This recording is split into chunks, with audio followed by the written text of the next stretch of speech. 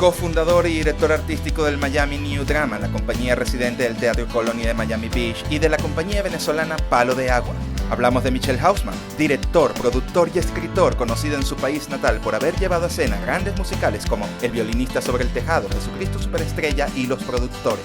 Michel, cuyos trabajos abarcan temas con un fuerte componente histórico y social, nos habla de sus raíces judías, de su proceso migratorio vinculado al maltrato del gobierno de Hugo Chávez y sobre la importancia de llenar de cultura y arte la ciudad de Miami, una ciudad joven de la que nos dice queda todo por hacer. Finalmente, improvisamos una historia enmarcada en la memoria, una llave y un misterio en la calle 12. Pero calma, calma, ya vamos a comenzar con el tercer episodio de... ¿Cómo dicen los ingleses? Calma, pueblo. ¡Ay, Dios! Michelle, hay que parar esta grabación porque... Así no dicen. Calm. Depende de dónde estén los ingleses, ¿no? Yo me imagino que... ¿no? Y depende de la situación. ¿Qué estaría diciendo ahora? Los ingleses estuvieron por todos lados del mundo. Ellos fueron muy buenos en esto de crear imperio. Michelle, ¿dónde te agarró la cuarentena? Sabemos que estás en Miami, pero digamos, ¿te has mantenido en casa? ¿Te has visto en la obligación de salir? Bueno, buena pregunta. Yo tengo una cuarentena doble, porque apenas empezó la cuarentena, es como que si te meten preso, entonces yo digo, coño, si yo estuviera preso, ¿qué haría yo preso? Bueno, me voy a poner en forma, voy a leer libros, y en el proceso de ponerme en forma, agarré a mi amiga la bicicleta, que tenemos una larga relación, casi siempre las relaciones a distancia, pero me puse a montar todos los días 1 hora de bicicleta, y nunca me sentí mejor, más alegre, más lleno de energía, y de repente cruzando un puente me distraje, me volteé, moví la bicicleta a un lado, al otro, choqué contra la acera o algo la así. acera, gracias. Esto es muy temprano en la mañana. Y me fui al piso y me rompí la muñeca y la rodilla. Okay. La muñeca ya me quitaron un brace que tenía hace una semana, pero la rodilla sigo teniendo este inmovilizador. Ahorita ya puedo mover 50 grados. Y entonces no puedo, o sea, he estado los primeros 2 semanas estuve tirado en la cama, y tengo 6 semanas en esto, y entonces todos mis planes de cuarentena se fregaron. Aparte tengo 3 niños, y entonces soy el profesor de los niños, tenía una mejor rutina antes del accidente que ahorita, y también me puse a hacer alcohol. Okay. Estoy haciendo ginebras y limoncello. Entonces, ves que no es un tema de cavernícola, es que volviste al medioevo. Ahora tienes una caverna donde haces cerveza. ¡Qué maravilla! Pero dentro de todo, el accidente está funcionando para hacer unas cosas diferentes en la cuarentena. O sea, que sí es una verdadera cuarentena, ¿no? Es como si estuviera preso en casa, totalmente. 100% una cuarentena. El objetivo se está cumpliendo. Sí mismo. Mira, Michelle, entendiendo un poco dónde estamos parados ahorita con este tema de la pandemia que nadie lo vio venir, quería hacerte la pregunta personal, pero creo que podemos englobarla también dentro del pensamiento de lo teatral, ¿no? O sea, Cuéntame. ¿Dónde estabas tú en el pasado? O sea, ¿quién eras tú en el pasado? Puede ser a nivel personal o puede ser a nivel teatral. ¿Dónde estás en este momento, en el presente? ¿Y dónde puedes verte hacia futuro? O sea, ¿cómo te puedes proyectar un poco hacia futuro con relación a todo esto que nos está pasando? Entendiendo que el teatro también se está modificando y se está transformando porque han nacido nuevas ventanas. Como esta plataforma de Zoom que ha generado, bueno, nuevos juegos y nuevos diseños y nuevas posibilidades creativas, por decirlo de alguna manera. Sabemos que te gustan los grandes formatos, sabemos que eres un hombre que hizo mucha producción grande, de espectáculos grandes en Venezuela con los musicales, y que estabas iniciando algo muy similar también en Miami. Bueno, estabas a punto de estrenar un musical que iba a ser una de las grandes producciones de este año para el Miami New Drama. Sí. Ahora, ¿cómo lo ves? ¿Cómo te sientes? Bueno, o sea, es una pregunta sencillita la que me haces, ¿no? O sea, hay muchas formas de responderte. Déjame tratar de primero responderte la más superficial y si quieres podemos luego movernos en capa. sea, es verdad que yo entiendo que pienses que soy una persona de formatos grandes porque el trabajo que yo hice en Venezuela, de cierta forma, me llevó hasta allá. Pero la verdad es que, o sea, eso pasó hace tiempo y creo que mi trabajo que hice en Venezuela fue el trabajo que hice en Venezuela. Creo que cuando... o sea, me gustó mucho. Estoy muy contento con el trabajo que hice en Venezuela, que se lograron muchísimas cosas. Además, no puedo creer, o sea, éramos todos muy jóvenes. O sea, Salomón Lerner, Jair Rosenberg y yo éramos unos bichitos de 23, 24 años cuando hicimos esas producciones. Nos duró 7, 8 años todo el proceso para lo de agua. Pero claro, mudarse a Estados Unidos, ¿viste? Yo dije que iba a responder, pero mudarse a Estados Unidos y ser un inmigrante también te pone ciertas cosas en perspectiva. Yo hice teatro sin saber. O sea, yo estudié cine de pregrado. Mi título universitario fue en cine, no en teatro. Entonces, aunque yo sabía contar cuentos, el craft del teatro no lo tenía. O sea, yo hacía teatro en bachillerato, etcétera, pero yo sabía poco de teatro. O sea, no era una persona que se había leído todo Shakespeare, todo Chekhov, todo. Yo no era esa persona. Me interesaba y bueno, soy curioso, pongo a leer, etcétera, pero yo lo que sentía que era yo sabía contar, el arte de contar un cuento. Y bueno, era teatro lo que siempre me gustaba. Yo estudié cine porque pensaba que era un arte superior al teatro. Y en Venezuela me llevó una cosa a otra. A mí me gustan los musicales, de las razones y distintas a las que la mayoría de la gente. Yo detesto con toda mi alma esto. O sea, bailar así por bailar. Ese show no me gusta, no sí, es. no me gusta. Por eso es que, o sea, a mí me gusta contar cuentos. Y lo que me gustaba de los musicales en ese entonces es que tiene una capacidad de elevar tu narrativa al transformar la canción. Cuando en una escena la tensión crece mucho, que luego termina convirtiéndose en canción. Y me parece que tú puedes lograr muchísimo contando un cuento con canciones. Es increíble. Claro, en ese entonces hicimos 3 musicales en Venezuela. Y además me fui un verano a Nueva York con Salomón a la escuela a la New York, a NYU, en la Musical Theater, Graduate Musical Theater Writing Program, el programa de escritura musicales, que luego Salomón terminó haciendo una maestría ahí. Yo me fui a otra universidad. Pero ese verano estuvimos ahí a aprender a escribir musicales. Yo estaba muy metido en esa onda entonces. Cuando me fui estoy respondiendo a otra pregunta. Voy a seguir con esto. Cuando me fui a Nueva York, fui a la Universidad de Columbia, donde hice una maestría en dirección de teatro. Y ahí estuve 3 años. Y ahí sí me convertí en una persona que sabe de teatro. Fue extraordinario. Anne Bogart, que es una de las mejores directoras del mundo, era nuestra profesora a 6 muchachos, éramos 6 personas, 6 estudiantes sobre todo, y muchachos, éramos todos de 30 y pico años. Además ella sabe, desde que empezó el programa, siempre es mitad hombres, mitad mujeres, mitad inmigrantes, mitad nativos de Estados Unidos. Cosa que le da al programa algo muy interesante. Y bueno, y Gregory Mocher, o sea, tenemos estos profesores que yo había leído en libros y de repente eran mis profesores. Y eso me cambió, y creo que los mejores trabajos que yo hice son los trabajos que hice en formatos muy pequeños. Entonces, por eso quiero decir que... Sí, bueno, y lo que pasa es que ahí cuando tú terminas ese tipo de maestría, dices, ok, ¿qué voy a hacer con mi vida? Y ahí fue donde me recordé por qué a mí me gustaba tanto Venezuela. Y me gustaba tanto trabajar en Venezuela porque yo estaba en constante comunicación con una comunidad. Y un grupo de gente que venía a ver nuestras obras. Y además pasaban cosas. Nuestras obras siempre siempre tenían un tono político, aun cuando estamos haciendo cosas como eso, Cristo Superestrella o Violinista sobre el Tejado, que nosotros siempre le damos una lectura política.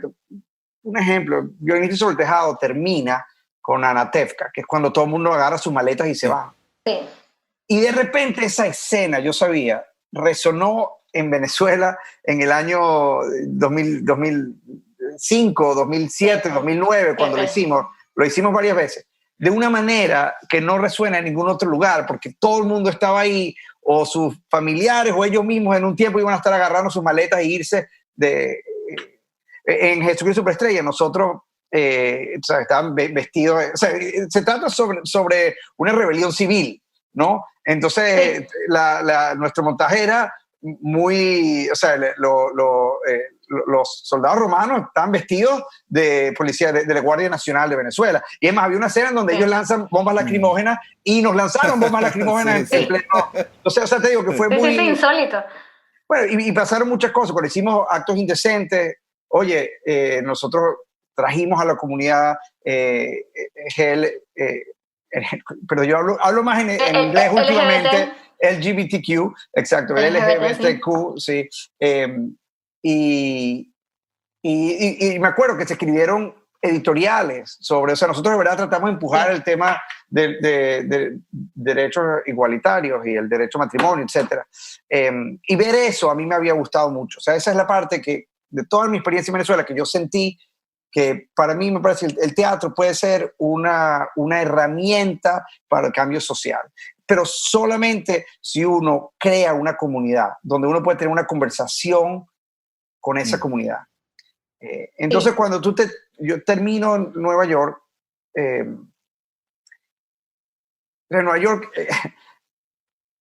todo el mundo quiere ser el mejor, ¿no? Entonces, yo no encontraba una razón para crear una compañía de teatro en Nueva York. Hay demasiadas.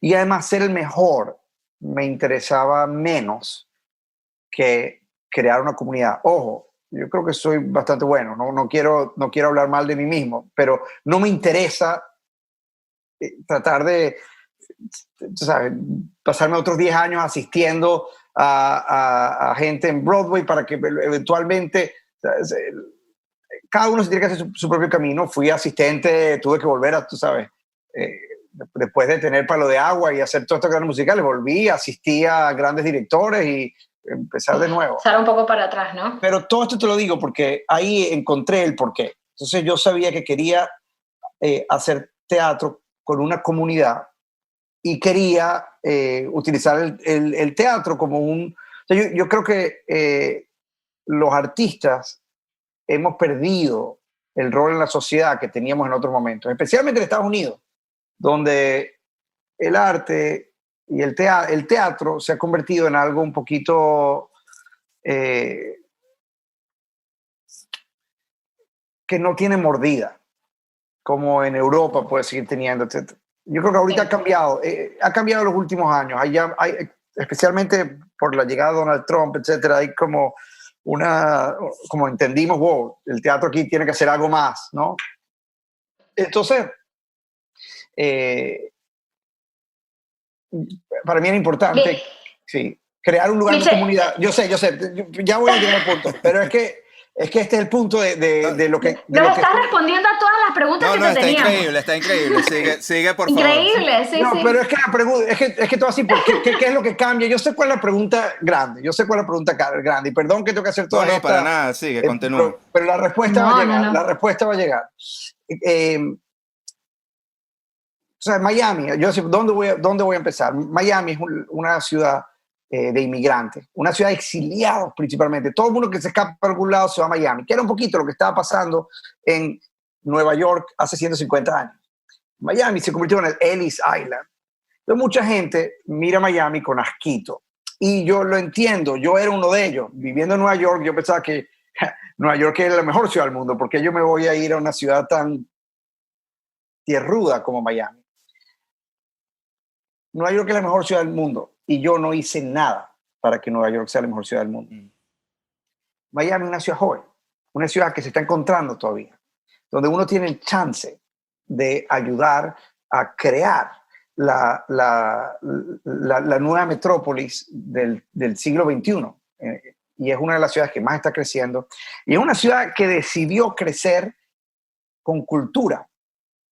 Entonces, Miami Beach que es donde está el teatro, tiene el New World Symphony, que Michael Titzel Thomas es el director, es la orquesta académica más vergataria de Estados Unidos. Tenemos extraordinarios museos, está el Miami City Ballet, una de las mejores compañías de ballet que existe en Estados Unidos y en el mundo. Está Art Basel, que es la gran... Pero no existe una gran compañía de teatro. Y no existe una gran compañía de teatro porque el idioma es complicado, porque Miami es una ciudad de inmigrantes, porque Miami habla mitad inglés, mitad español, etc. Entonces, hay la oportunidad de crear ahí una compañía multilingüe, multicultural, multiétnica, que pueda ayudar a imaginarse cómo va a ser el futuro del teatro en Estados Unidos. Porque Estados Unidos es una ciudad, es un país diverso, pero en 30 años, en el año 2050, va a ser un país de minorías. Ahorita los blancos representan el 60%, para el año 2050 van a representar el 47%. Entonces, Miami hace tiempo vive en una ciudad de puras minorías. Aquí los blancos anglos son solamente el 11%. Entonces tenemos la oportunidad de crear el teatro del futuro de Estados Unidos. ¿Cómo se hace eso? Siendo multicultural, multiétnico, y eso ha sido el corazón de nuestra compañía. Entonces, ahora ya volví aquí a Home. ¿Cuál es, antes de la pandemia y después de la pandemia, a nosotros nos ha sido hasta cierto punto relativamente fácil movernos de un lado al otro, porque tenemos muy claro por qué existimos. Y como tenemos muy claro por qué existimos, entonces, ¡pum!, es verdad, nos agarró en un muy mal momento. Nosotros, la compañía ha crecido mucho desde el 2016 hasta ahorita. Nos hemos convertido en una compañía que tenemos un presupuesto. Sin duda, una de las más importantes, sin duda. Bueno, por lo menos en el estado, tenemos una compañía en Miami somos las más grandes. Una compañía, tenemos un presupuesto de $4 millones anuales, etcétera, que es una cifra importante. Teníamos una obra muy costosa, la primera vez que teníamos lo que se llama enhancement money, dinero que nos productores comerciales nos donaban para nosotros poder hacer una producción más grande de la que normalmente pudiéramos hacer, y luego ellos se llevan la producción a Nueva York. Entonces, estábamos primera vez y bueno, nos agarró la pandemia ahí, pero está bien. Entonces, ¿cómo es el futuro nuestro? Bueno, nosotros sabemos quiénes somos muy bien. Somos una compañía que hace teatro que es diverso, multicultural, multilingüe, y que estamos en comunicación con los eventos que están pasando en el país. Entonces, es verdad que no tenemos el Colony Theater para hacerlo ahorita, que es nuestro teatro. Está cerrado y va a estar cerrado por unos buenos meses, sino años. Yo espero que para octubre del 2021, que era más o menos cuando todos pensamos que Chávez iba a ir fuera con sí. Exacto. Octubre del 2021, yo creo que es donde vamos a poder hacer el teatro. Entonces, ahorita tenemos que imaginarnos cómo sobrevivimos hasta entonces haciendo teatro. Y lo estamos haciendo. Vamos a compartir ahorita, en un par de semanas, vamos a anunciar nuestra temporada. Vamos a hacer una temporada alternativa. A mí no me gusta usar Zoom para hacer teatro. Creo que el video, para eso existe cine, televisión, etcétera. Creo que lo bonito de teatro es estar juntos, respirando el mismo aire, que entiendo que no se puede hacer. Y ojo, me parece que a veces hay que dejar de hacerlo. No vamos a poner a la gente en riesgo. Pero sí creo que hay formas creativas de hacer. Formas en donde ideas que si me vendría esa idea antes de la pandemia, igualito me gustaría hacerla. ¿Entiendes? No me gustaría que la actividad nuestra realmente se sienta inferior a lo que uno haría sin pandemia. Entonces nos tenemos que poner extraordinariamente creativos para hacer eso. Y mientras tanto hemos estado dando clases. Tenemos esta serie de Mastermind, tanto en inglés como en español. Como 4,000 personas ya se han registrado para esas clases. Hemos tenido más de 30 clases al respecto, de distintas disciplinas. Y Hermoso bueno, ya, proyecto, hermoso proyecto el de las Masterminds. Yo tuve la fortuna de estar presente en la de Basilio.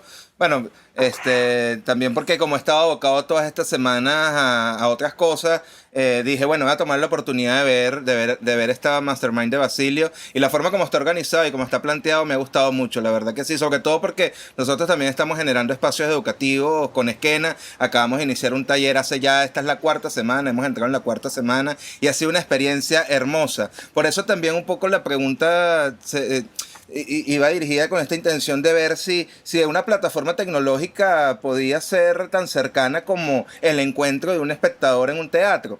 Yo creo que por supuesto hay grandes diferencias, como tú bien dices, el teatro amerita una cercanía, pero indudablemente se pueden lograr otro tipo de conexiones.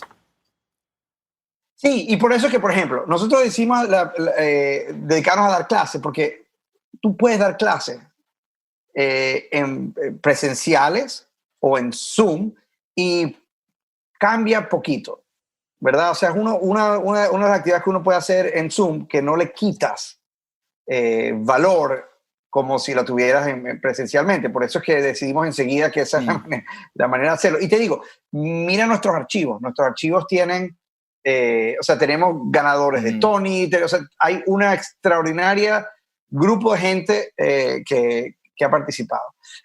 Pero yo sí creo que, mira, ojo, nosotros vamos a anunciar en la próxima semana, vamos a hacer una lectura de una obra que estamos trabajando con Moisés Kaufman, que la vamos a hacer por Zoom, y eso, o sea, pues, pero en general, a mí me parece que o sea, que el Zoom nunca va a, o sea, prefiero no hacer nada y pasar el tiempo desarrollando proyectos que tratar de hacer piezas por Zoom. Eso es algo mío personal.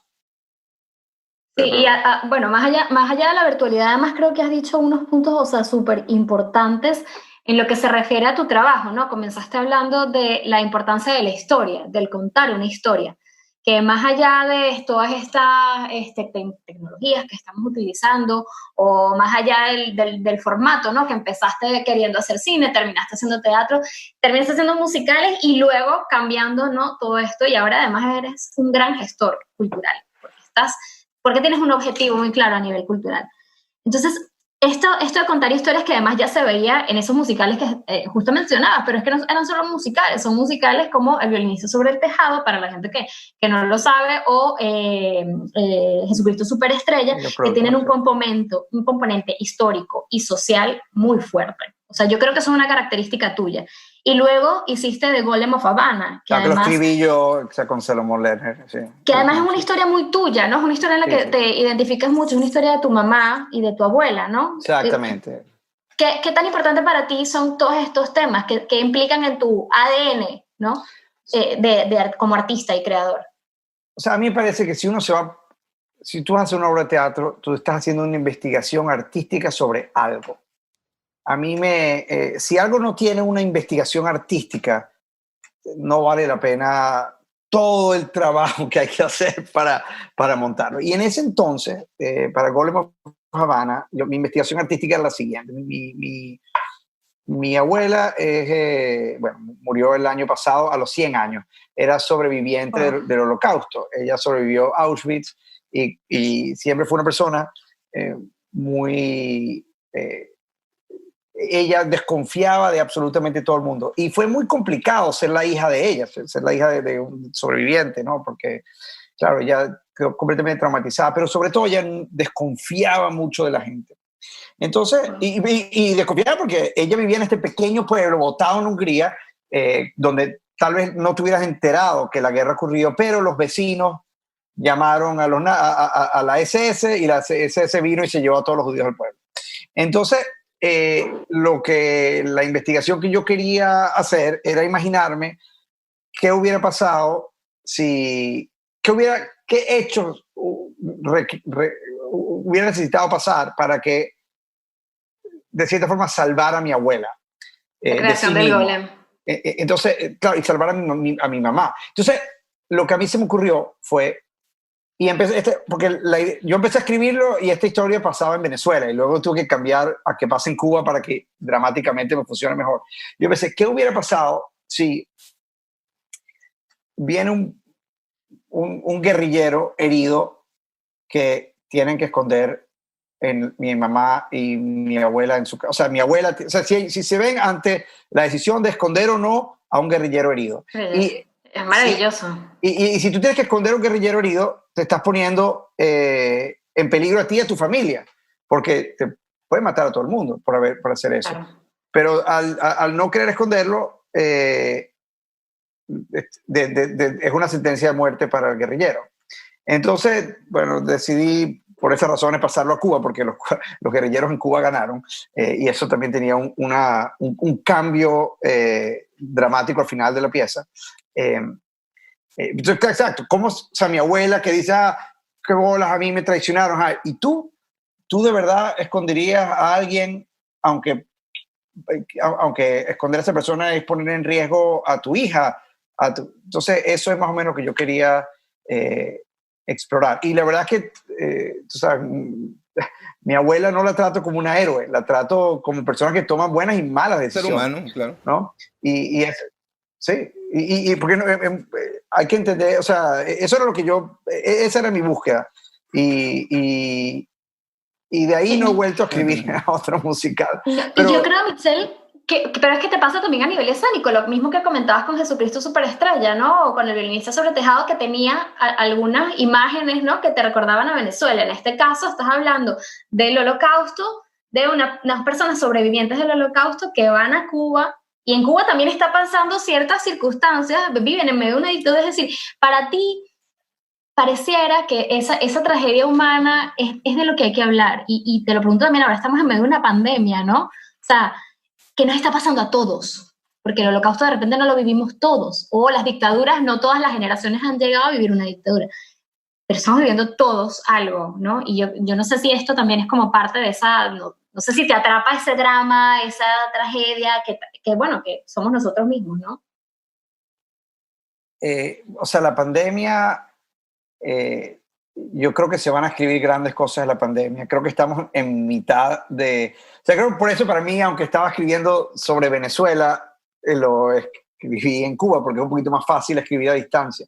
Pero otra pandemia que está pasando en Estados Unidos, que lleva 300 años pasando, es el problema racial que tenemos. Horrible, sí. Horrible. La obra que nosotros teníamos en cartelera, la obra que estamos a punto de estrenar, teníamos 6 funciones y el estreno oficial era el sábado y nosotros clausuramos el viernes.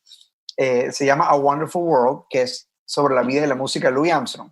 Pero realmente, en el fondo, es una obra sobre el conflicto racial en el siglo XX en Estados Unidos. De eso se trata la obra. Y la escribió Oren Squire. Oren Squire, gran amigo, él escribió Cocaine Cowboy para nosotros, y él escribe la serie de televisión This Is Us. Él escribió la primera temporada de This Is Us. Magnífico. Y él escribe ahorita 2 para CBS, escribe en 2 shows, The Good Fight, que es el partido de The Good Wife, que es muy político, y Evil. Él escribe para esos 2 programas. Entonces, y él es una persona extremadamente política, y nosotros, o sea, cuando yo comisioné esta pieza, el fondo era, mira, vamos a contar Louis Armstrong, pero vamos a contarlo realmente todo Miami New Drama siempre ha estado tratando de explorar temas importantes, tanto nacional como local, o sea, de la misma manera que estamos abordando temas como el conflicto racial en Estados Unidos, también estamos agarrando temas súper locales como la cocaína en Miami en el año 80, y a veces los dos tienen la misma importancia, como por ejemplo hicimos una obra que se llama One Night in Miami, que es cuando Cassius Clay gana el campeonato mundial y se convierte en Muhammad Ali esa noche en una Miami segregada. Era en febrero de 1964. Tú no podías ser afroamericano y estar en Miami Beach después de las 10 de la noche. Y este hombre, Cassius Clay, un muchacho, 20 años, le ganó a Sonny Liston y no podía quedarse en los hoteles de Miami Beach. Quedó del otro lado del puente de Miami con 3 amigos, Malcolm X, Sam Cooke y Jim Brown. Y esa noche lo pasaron los 4, histórico eso, claro, no sabemos lo que se dijo tras puertas cerradas, pero sabemos que en la mañana siguiente Cassius Clay se cambió de nombre a Muhammad Ali. Sam Cooke, una semana después, compuso una canción que se llama Change is Gonna Come, que es la primera vez que Sam Cooke, que era de los artistas más importantes afroamericanos, que nunca había hablado nada político, escribió esta canción política. Jim Brown dejó el deporte, el fútbol americano, y se volvió activista. Y Malcolm X dejó Nation of Islam y terminó muerto un par de meses después. Entonces, eso era una obra sobre Estados Unidos, pero justamente que ocurre en Miami. Entonces, a veces logramos esta conexión entre temas muy locales y temas muy amplios. Hay algo con relación a eso que a mí me genera siempre mucho ruido, Michelle, personalmente hablando, ¿no? O sea, es una cosa que me toca muy en lo personal, que me hace pensar en todas las desgracias humanas que, como pudo haber pasado en el Holocausto, en la Alemania nazi, ocurre en los Estados Unidos con el tema de la xenofobia hacia los negros, ¿no? Posiblemente no se equipara, pero hay un monstruo y hay un gran fantasma que los norteamericanos tienen como sociedad, bañándolos y arropándolos. Y está pasando actualmente un caso que le está dando la vuelta al mundo, que es el caso de este señor asesinado por la policía, que ha generado todo un nuevo movimiento que es el Black Lives Matter, ¿no? Y hay mucha hipocresía, siempre hay mucha hipocresía con relación a este tipo de cosas, porque tienen que pasar estas cosas entonces para visibilizar que hay un problema, y hay mucha gente que aprovecha esto para lavarse la cara o lavarse las manos frente a situaciones que son realmente importantes y que puede que siempre están ahí efervesciendo, pero que se visibilizan es cuando ocurre un caso como este. Pero ¿qué están pasando? A los negros en Estados Unidos se están matando entre ellos desde hace años, o los están matando de diversas maneras. Y hace poco salió un video de una mujer justamente reclamando esta hipocresía por parte de los blancos, ¿no? Con relación a esto. Pareciera que es un tema que nunca acaba, ¿no? Que es como un toma y dame terrible, que habla, oye, yo no sé, de una inconstancia humana de la gente, ¿me entiendes? O por lo menos a mí me resuena de esa manera. Pero bueno... hay un pecado original en sí. Estados Unidos y también en Latinoamérica. Hay un pecado original, que es que se trajeron esclavos desde África. Y ese pecado original nunca ha sido expuesto, nunca ha sido resuelto, ese pecado original. Y ese pecado original no solamente llegó en el hecho de que esta gente empezó como esclavos, sino que en el año 1864, cuando se acabó la esclavitud, empezó casi que una década después un sistema, porque hubo un pequeño renacimiento en 1860 a 70, pero enseguida un sistema de opresión, de un estilo de apartheid que se llamaba los Jim Crow Laws, que llegaron a 100 años más, hasta el año 1964, donde no solamente se le retornó el derecho pleno de votar, pero se escribió en la Constitución de que no se puede de que existe igualdad ante la ley y que uno no puede estar segregando a las personas por su raza. Pero aún así, estas personas no han tenido acceso a la misma cantidad o sea, existieron vecindarios que se desarrollaron en donde la gente blanca tenía acceso a ciertos vecindarios, tenía acceso a dinero para poder comprar casas que la gente afroamericana no tuvo. Entonces se creció por cientos de años un sistema en donde la desigualdad era demasiado evidente. Entonces tú tienes los colegios, como los colegios públicos, en Estados Unidos la gente va a los colegios públicos y los colegios públicos son determinados dependiendo en dónde tú vives.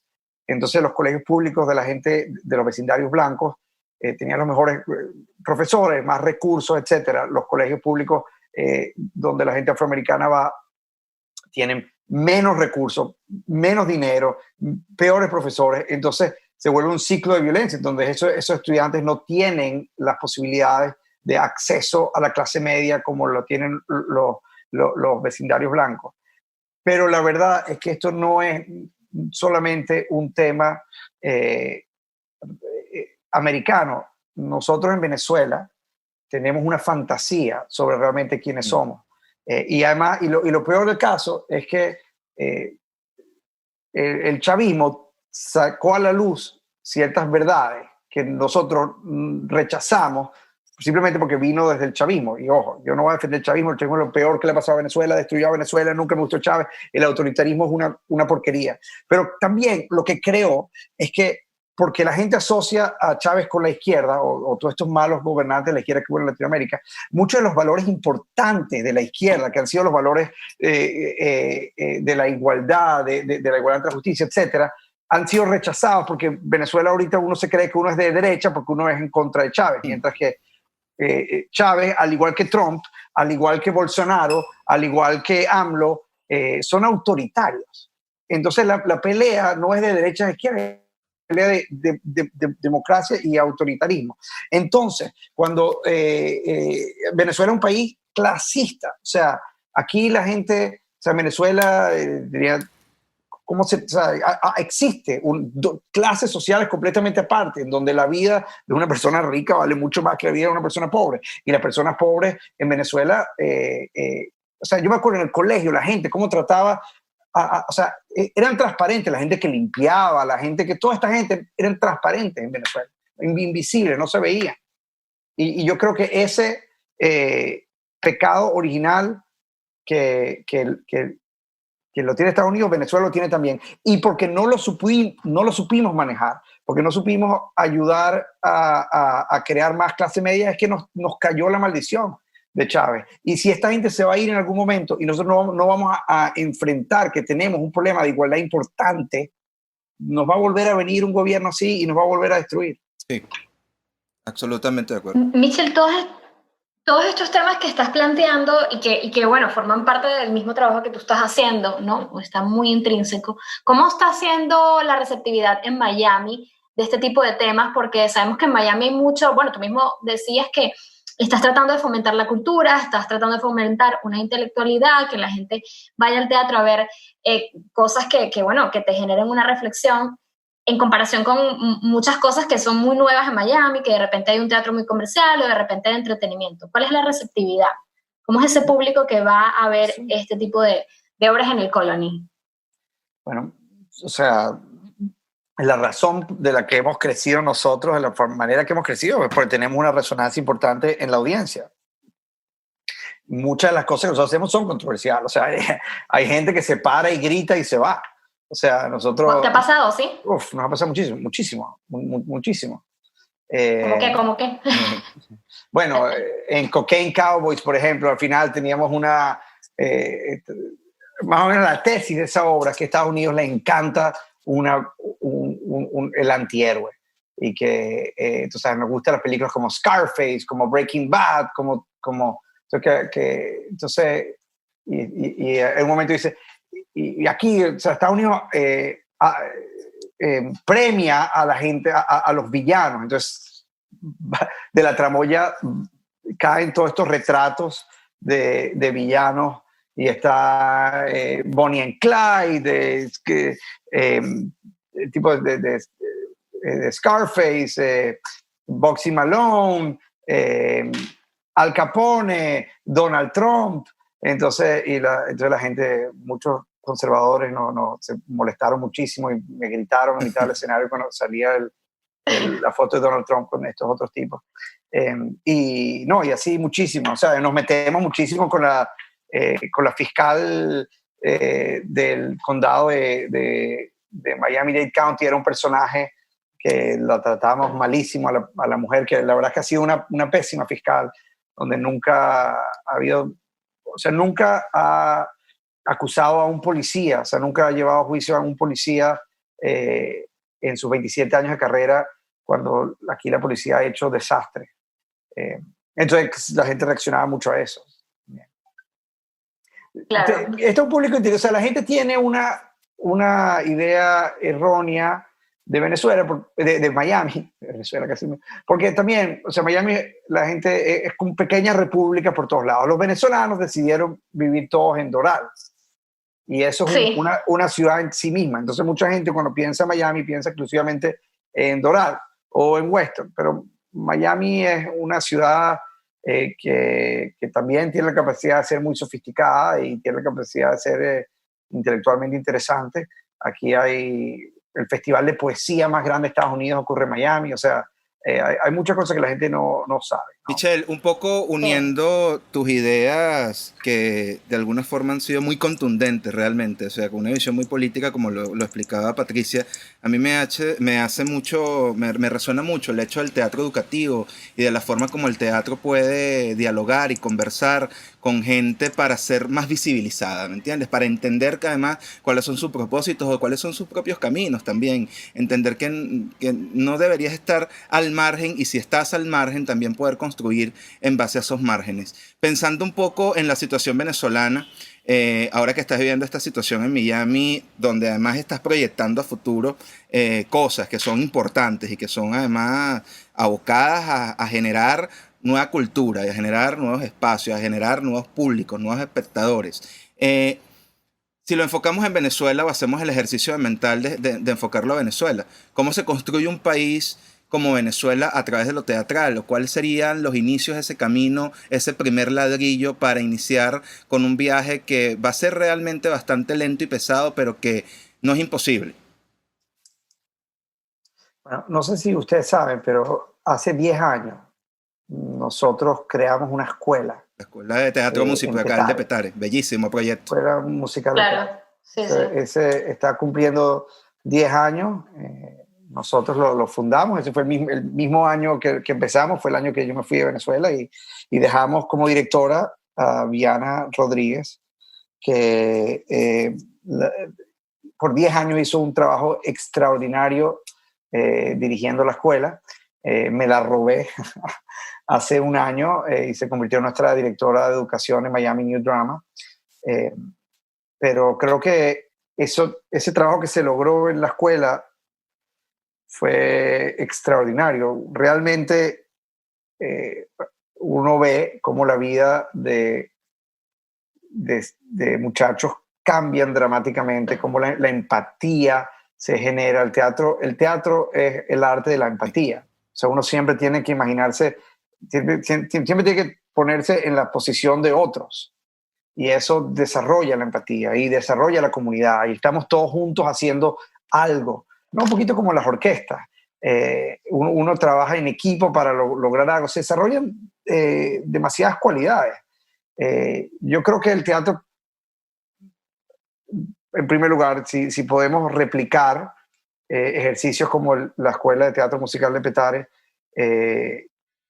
pueda ayudar a gente, especialmente en situaciones precarias, donde tal vez no tienen tantas oportunidades. Además, la escuela es totalmente gratis. Posibilidades de tener otras actividades extracurriculares. Es más, nosotros hasta damos merienda, damos comida a los estudiantes. Y nuestra expectativa no es que estos muchachos se conviertan en actores profesionales. Ojo, algunos lo van a hacer. Pero es que el teatro te da valores de la vida, te da valores que uno lleva con sí mismo por el resto de la vida.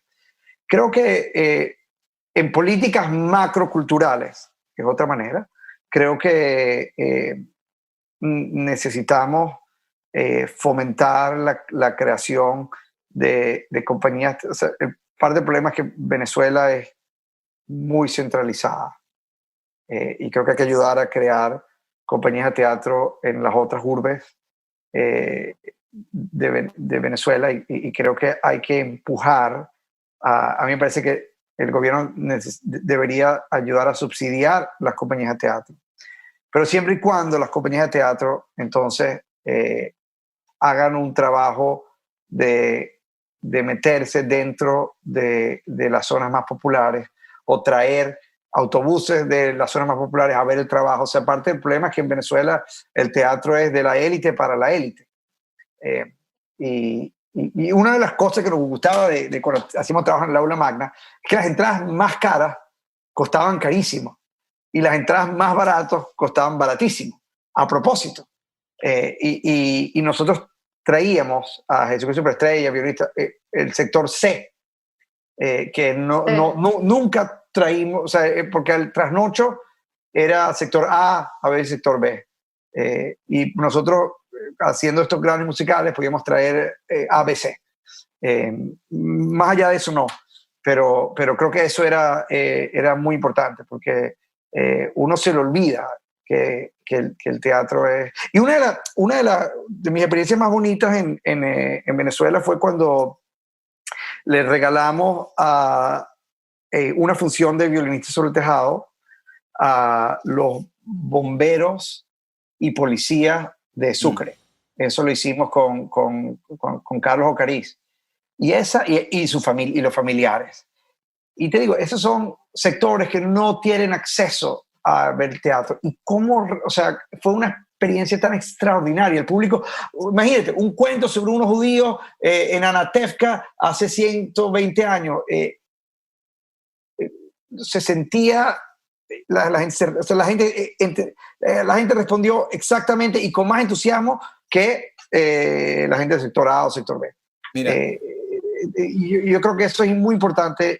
Y mi temor es que cuando nos salgamos del chavismo, vamos a estar rechazando, o sea, porque esta gente, estos desgraciados, decían ciertas cosas que eran verdad. O sea, siempre dijeron la verdad, Sí. Eso no se nos puede pasar por alto. Y mira, que esta experiencia que tuviste con el violinista, yo un poco la emparento a una experiencia reciente que tuve con una pieza. Yo monté el año pasado un monólogo de Sergio Blanco que se llama Cassandra. Y en ese monólogo, Sergio Blanco un poco contemporaneiza la imagen de la Cassandra griega, se trae la mitología, el personaje mitológico y lo planta en pleno siglo XXI. Y lo planta además de maneras muy específicas, ¿no? El personaje de Cassandra habla en un inglés precario. Es una prostituta que se gana la vida de bar en bar. Y viene a contar su gran tragedia en modo de una comedia muy dramática, ¿no? Generando además un contraste muy fuerte, porque todo lo que está hablando es exactamente toda la violencia generada en el mito griego, ¿no? Habla de violación, habla de descuartizamiento, habla de las relaciones incestuosas.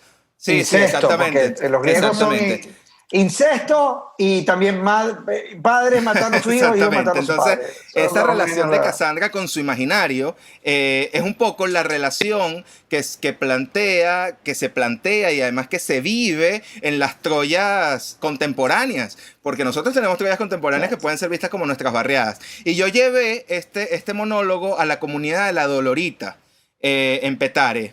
Qué maravilla. Qué maravilla. Y se le presentó alrededor de 40 mujeres, te puedo decir, desde mujeres adolescentes de 12 años hasta mujeres de 70 años, ¿no? O sea, digamos, todo el viaje temporal de la mujer más joven hasta la mujer más anciana. Y fue una experiencia, creo que un poco se compagina con la tuya, increíble. Pero, ¿verdad? Entonces, ¿para qué uno ve? O sea, cuando uno después que uno tiene esa experiencia, es tan loco solamente hacer teatro para los ricos. O sea, yo te entiendo, es que exacto, mira, nosotros cuando yo hice nuestro pueblo, Our Town, que lo hicimos, fue la primera vez que el estate de Thornton Wilder dejó que se haga la pieza multilingüe, donde una familia hablaba un idioma, la otra familia hablaba otro idioma, o sea, se hablaba de español, creol haitiano y inglés. Los tres idiomas estaban en la pieza. Y nosotros, fue la primera vez que invitamos a 400 estudiantes de los colegios públicos a verla gratis, la función.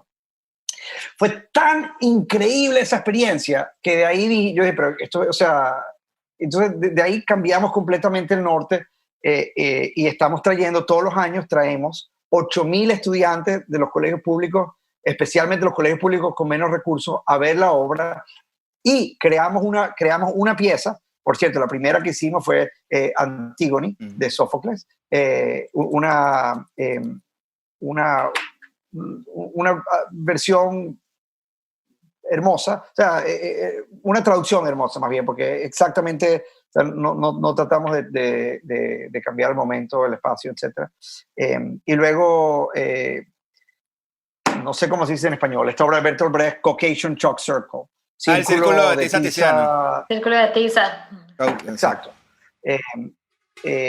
Y nosotros hacemos estas producciones de maletín, en donde todo lo que necesitamos vienen 2 maletas y esas 2 maletas están también en la obra y vamos, le hacemos un tour a 30 colegios públicos por el mes de febrero. Entonces, después de que uno, ¿sabe? Después que uno tiene estas experiencias, es traicionarse a sí mismo, no utilizar el teatro como un arma de crecimiento social a la gente que más lo podría necesitar y disfrutar.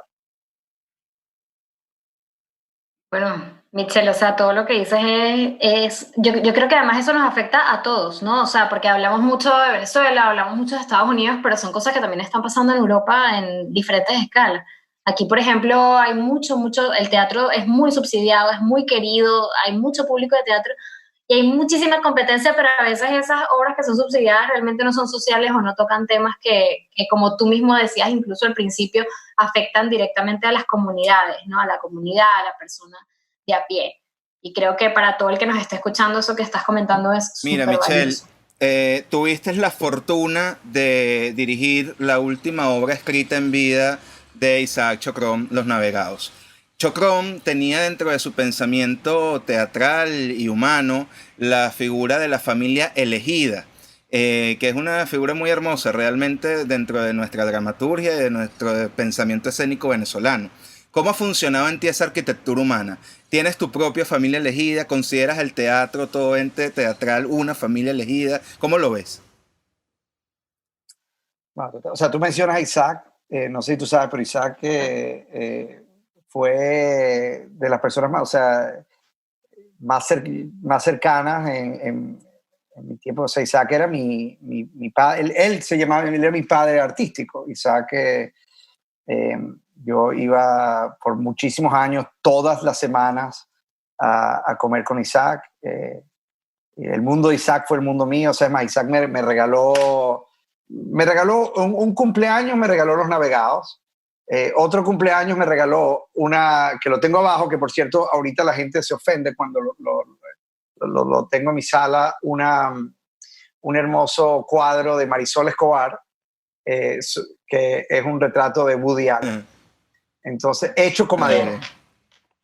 Entonces, ahorita, claro, Woody no es tan querido como antes. Pero no, bueno, Isaac, para mí, Isaac, o sea, yo estuve ahí en los últimos momentos. O sea, Isaac, bueno, me había ido a Venezuela. O sea, yo me fui a Venezuela no sé, unos 8 meses antes que, unos 8 meses o algo así, antes que Isaac muriera. Pero yo llevé a Isaac. O sea, cuando pasaba algo y Sarita me llamaba en la mitad, ay, al señor Isaac hay que llevarlo a algún lado. Era yo que me iba para allá en el carro a llevar a Isaac al hospital. Luis Parada, éramos otros. O sea, éramos un grupo de gente que era la familia elegida de Isaac.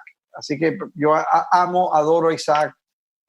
Y él fue, definitivamente, o sea, yo tengo mi familia artística elegida. Isaac, Moisés Kaufman, es otro de, bueno, los 3 venezolanos judíos que hicieron teatro, Isaac, Moisés y yo. Pero sí, o sea, uno forma estos lazos. Isaac también me nombró como, somos 5 personas las que manejamos el estate de él, su obra y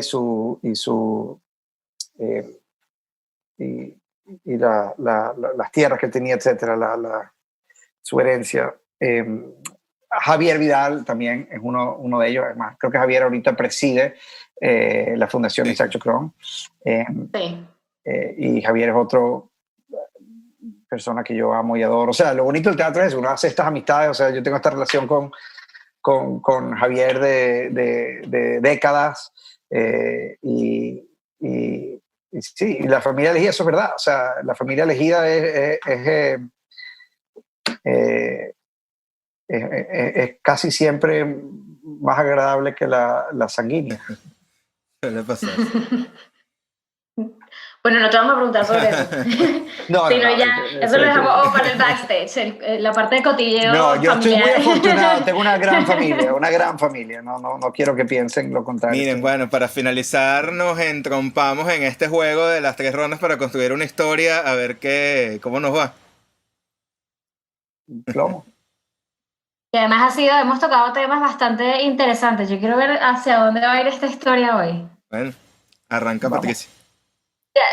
Ya, ¿recuerdas cómo de qué va, no, Michelle? Sí, esto es como exquisito Es como un cadáver, cadáver ¿no? exquisito. ¿No? Así se llama. Cadáver. Exactamente. Bueno, empiezo yo. Vale. Había muchísima gente en la calle 24. Todos caminaban muy rápidamente hacia una misma dirección, a paso rápido, vociferando consignas de protesta, a veces que no se podían entender muy bien. Luis iba a la ferretería a comprar una llave maestra y debía pasar por allí, por la calle 24.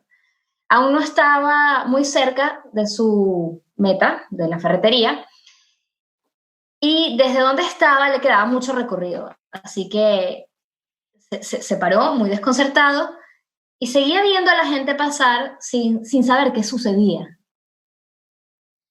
Se abre camino entre la gente, intentan lo posible, bueno, visualizar qué es lo que está pasando y por qué tanta aglomeración de gente en la calle 24.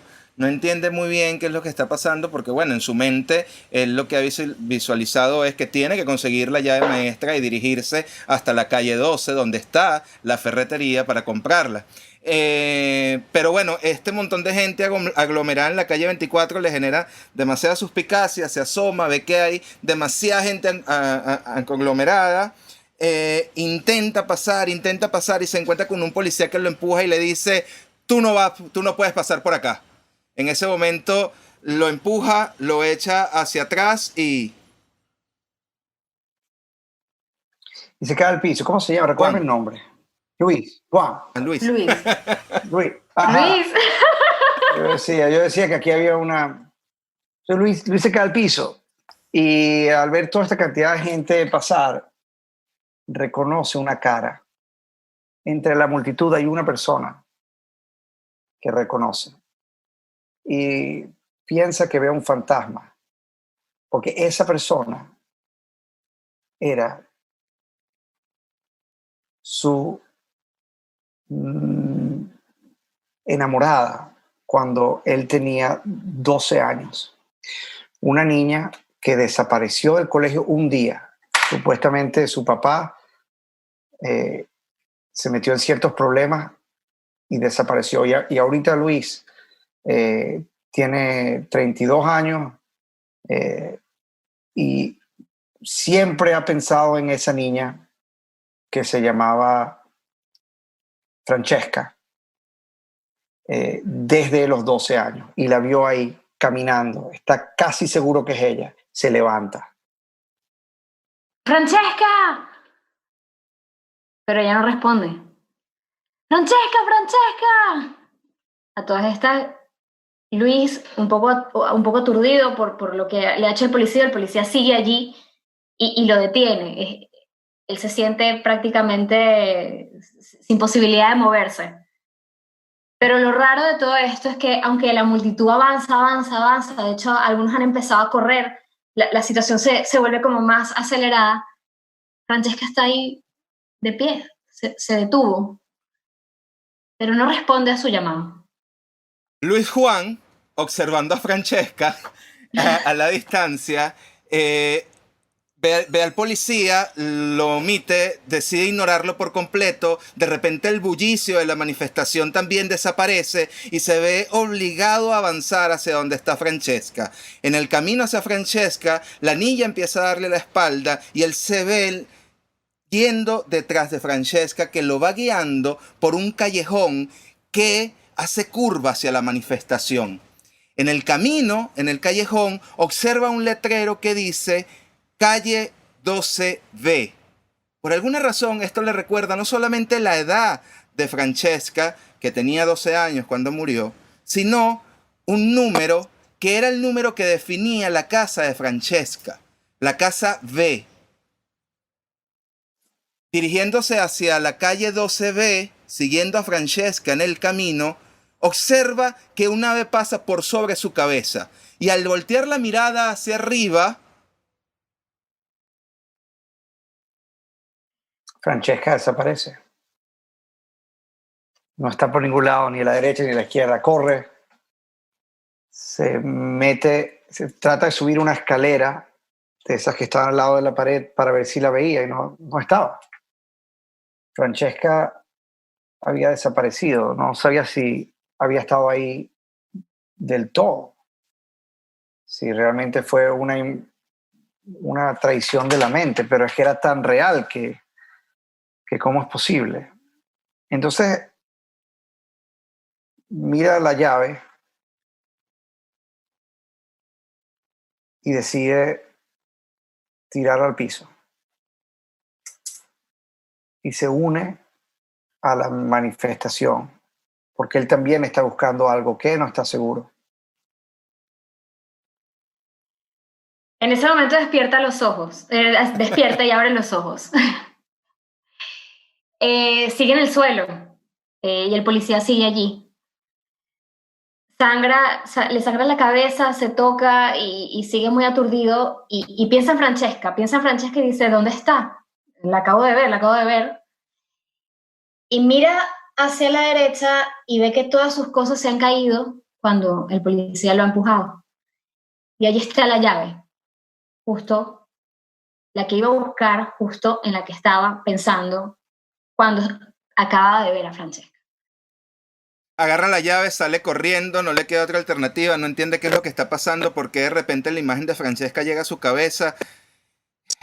Corre desesperadamente con la llave en la mano y en un momento simplemente se detiene.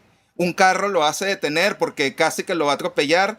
El hombre del carro le dice, hey, ¿qué pasa? ¿No te estás dando cuenta que estás en plena vía? ¿No estás viendo el semáforo? ¿Qué te ocurre? Él lo ignora, sigue adelante y al seguir adelante una trenza se le desamarra. Baja, se amarra la trenza de los zapatos y cuando voltea ve una madre con su hija caminando de frente. Y la niña luce similarmente parecida al recuerdo de la Francesca cuando tenía 12 años. No lo puede creer. Mira la llave que tiene en la mano. Cuando ve a la niña le dice, qué hermosa llave dorada tienes.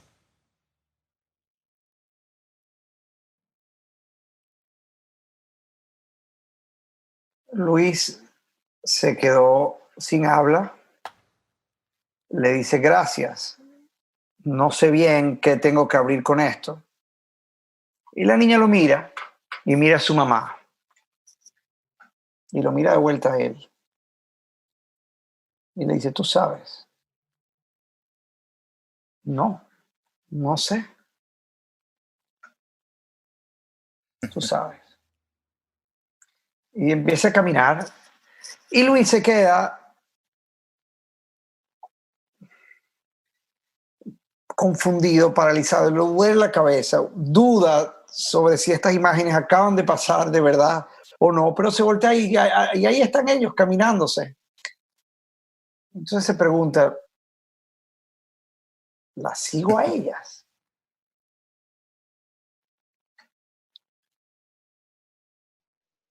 Final. Ahí se acabó, son 3 rondas. Son 3 rondas, sí. Bravo. Bueno, bien. Bien, así quedó. No, bueno, tú sabes. Michelle, ahora quiero saber. Cuéntanos qué tenías en mente. Para ti, ¿qué era lo que sabía? Por favor, no nos vayamos con esa duda. No toda llave que brilla es oro. Oye, Michelle, agradecido, inmensamente agradecido contigo. Gracias por cedernos parte de tu tiempo. Gracias por mostrarnos una parte de tu casa. Fue una conversación fantástica, de verdad que sí. Y bueno, no me queda más nada que decir. Bueno, calma. Los ingleses dicen calm. Te invitamos a seguirnos en nuestras redes sociales y plataformas donde podrás encontrar nuestro contenido. Si quieres ayudarnos económicamente y colaborar con este proyecto, puedes dirigirte a nuestro Patreon el teatro. Este podcast puede ser escuchado en Anchor FM. Revisa nuestra página web, elteatro.com, y actualízate en todo lo concerniente a la movida teatral en el mundo. Si te ha gustado nuestro contenido, no olvides suscribirte y darle a la campanita para recibir las notificaciones de nuevos capítulos, así como dejarnos un like y tus comentarios en el foro de discusión. Este podcast llega a ustedes gracias a elteatro.com y la agrupación teatral Esquena. Y ya saben, antes de hacer teatro, debemos pensar teatro. Hasta la próxima.